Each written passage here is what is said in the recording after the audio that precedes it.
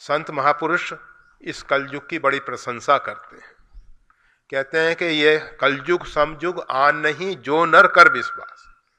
कलयुग के समान कोई श्रेष्ठ युग है ही नहीं। भगवान वेद व्यास जी ने भी श्रीमद् भागवत में ऐसा ही कहा है। कलिकर एक पुनीत प्रतापा।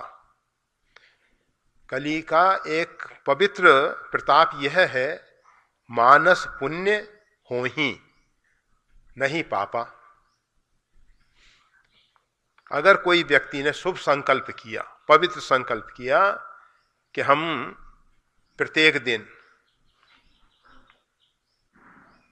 21,672 नाम जप करेंगे,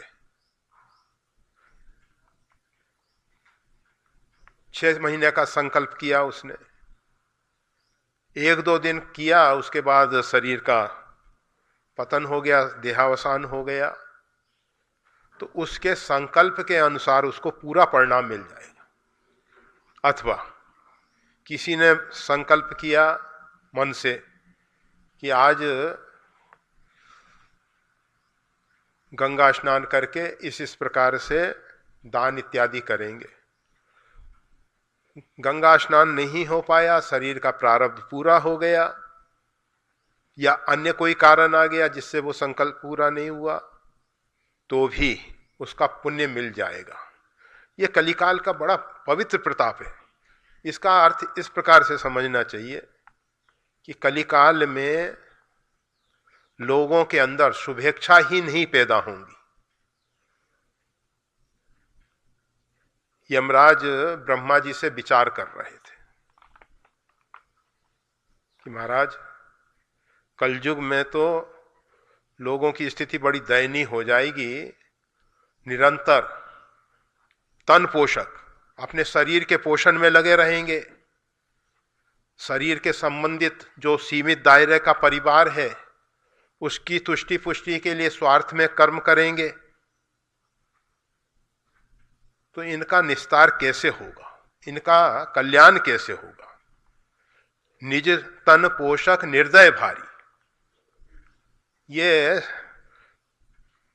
14 प्राणी जो हैं जीवत मुर्दे के तुल्य है, जो केवल अपने शरीर के पोषण में लगे हुए लोग हैं, जो केवल व्यक्तिगत स्वार्थ के लिए जी रहे हैं अथवा सीमित दायरे के परिवार में जी रहे हैं, वो भयंकर पापी हैं।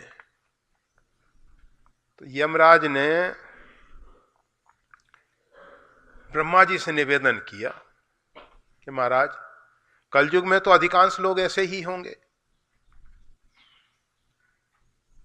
ऐसी स्थिति में अगर उनके पापों की गणना की जाए,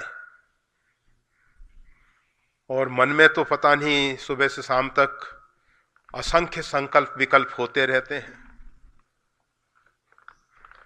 और उन सब की गणना करें तो कलयुग के जीव का, मानव का कल्याण होना बड़ा कठिन हो जाएगा। ब्रह्मा जी ने कहा ऐसा करो, इस युग में एक छूट दे दी जाती है। अगर कोई व्यक्ति मानसिक पाप करेगा, उसने सोचा कि अमुक व्यक्ति को आज मार देना है, अन्य युग होते तो मारने का जो उसके अंदर विचार आया, संकल्प हुआ, उसका परिणाम उसको भोगना पड़ता, परंतु कलिकाल में ऐसा नहीं है। परंतु इस बात को पुनः समझ लेना चाहिए, हम जो आज संकल्प कर रहे हैं कभी ना कभी वो क्रियान्वित हो सकता है।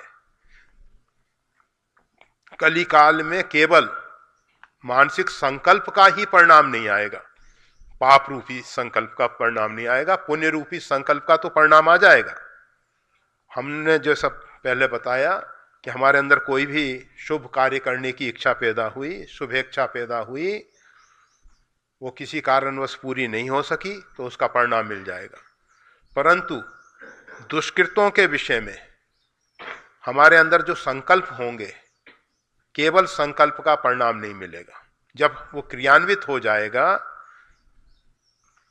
तब उसका परिणाम मिलेगा। तो हम ये बता रहे थे कि हमारे मन में जो संकल्प उठते हैं वो फिर क्रिया के रूप में परिणित होते हैं, और उसमें हमारा जो अहम है, अहंकार है, वो कहता है मैंने किया। इस प्रकार से वो कर्म बन जाता है, फिर वो चित्त में जाके संचित हो जाता है, और चित्त में संचित होने के बाद उसमें से एक जीवन के लिए जितने कर्मों का फल हम भोग सकते हैं, क्योंकि हमारे संचित तो बहुत विस्तार वाले हैं, और उसमें से एक जीवन में पूरा हम फल भोग लेंगे संभव नहीं है। तो एक जीवन में जितना फल भोगा जा सकता है उसके लिए मानव शरीर परमात्मा ने हमको दिया, परंतु इस शरीर में